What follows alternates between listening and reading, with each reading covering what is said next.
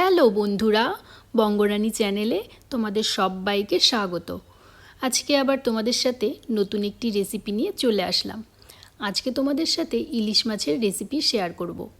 তো অনেকগুলো ইলিশ মাছ এনেছিল, তো মাছগুলোকে ভালো করে পরিষ্কার করে ধুয়ে নিলাম। ওখান থেকে আমি 3 পিসই রান্না করব। এখন মাছগুলোতে আমি লবণ, হলুদ আর সর্ষের তেল দিয়ে ভালো করে মাখিয়ে নিচ্ছি। আর দেখো, মাছগুলোতে কিন্তু বেশ ডিম আছে বড় বড়, আর মাছটা বেশ অনেকটা বড় সাইজেরও ছিল। এখন মাছগুলোকে লবণ হলুদ ভালো করে মাখিয়ে নিয়ে এখানে কড়াই বসিয়ে দিলাম, আর কড়াইতে দিয়েছিলাম সর্ষের তেল। ইলিশ মাছ এমনিতেও সর্ষের তেলে ভাজলেই বেশি ভালো লাগবে খেতে, আর তাছাড়া আমি সর্ষের তেলটাই বেশি ব্যবহার করি। এখন মাছগুলো তেলে দিয়ে দিলাম। এখন এক সাইড ভাজা হয়ে গেছে, আরেক দিকটা উল্টে দেব। মাছগুলো খেতেও কিন্তু দুর্দান্ত ছিল, আর মাছটা বেশ বড় সাইজের ছিল। আর এই মাছটা ভাজা খেতেও কিন্তু দারুণ লাগবে। আমি এক পিস ভাজার জন্যও রেখেছিলাম। আর এতটা ডিমটা ছিল যে ডিমটাও বেশ ভালো লেগেছিল খেতে। মাছগুলো দু সাইড খুব ভালো করে ভেজে নিয়েছি।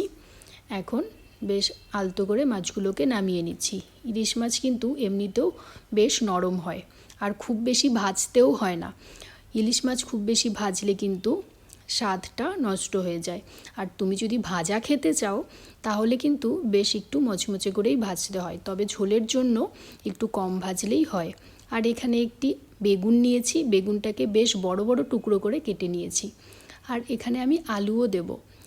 আলু না দিলে কেন জানি না আমার ভালো লাগে না, শুধু বেগুন দিয়েও বেশ ভালো লাগে খেতে। তবে আমি অর্ধেকটা আলু দিয়েছি, গোটা আলু দিইনি, অর্ধেকটা আলু দিয়েছি। আর নিয়েছি কাঁচা লঙ্কা, 3টে কাঁচা লঙ্কা নিয়েছি, মাঝখানে ফাড়িয়ে নিলাম। এখন মাছ ভাজা তেলের মধ্যেই আমি বেগুনগুলোকে ভেজে নেব। তারপর বেগুনগুলো দিয়ে দিলাম, দিয়ে এর মধ্যে লবণ আর হলুদ দিয়ে বেগুনগুলোকে ভেজে নেব।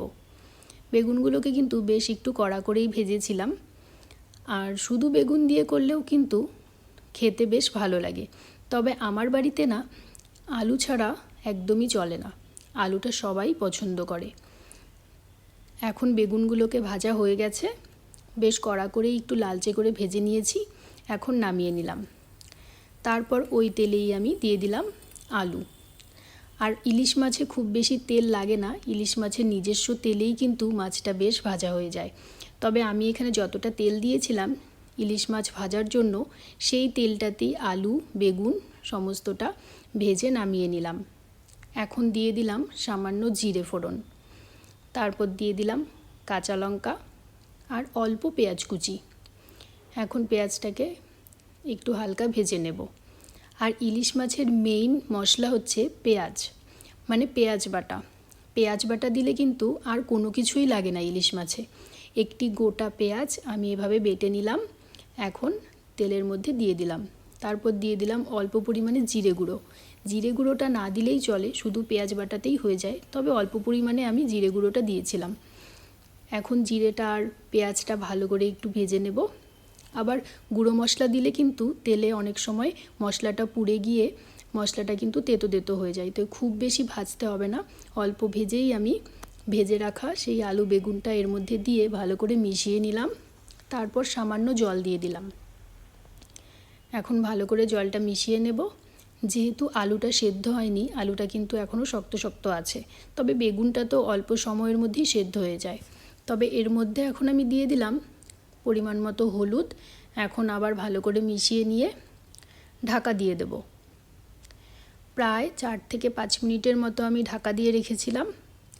এখন কিন্তু দেখো, ঢাকনাটা তুলে নিলাম, তেলটাও বেশ মশলার থেকে বেরিয়ে গেছে, আর আলুটাও কিন্তু সুন্দর সেদ্ধ হয়ে গেছে, আর বেগুন তো আগেই সেদ্ধ হয়ে গেছিলো।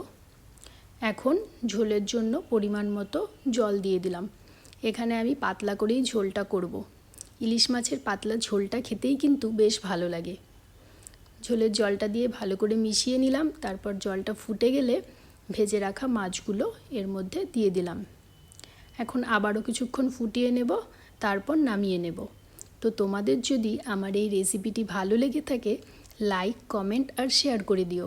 আর আমার চ্যানেলটি এখনও যারা সাবস্ক্রাইব করোনি তারা প্লিজ সাবস্ক্রাইব করে দিও। তো আজকের মতো টাটা।